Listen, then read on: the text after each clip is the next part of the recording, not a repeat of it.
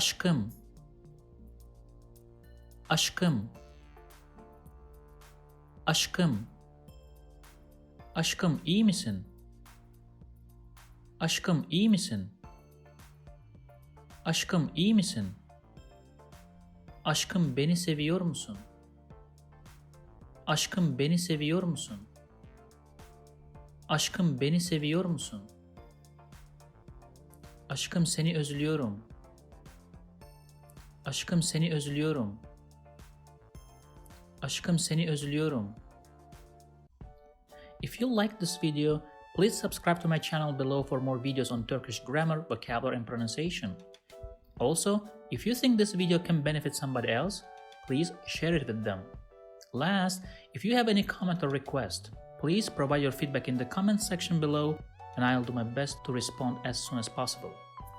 Thanks for watching and see you in the next lessons.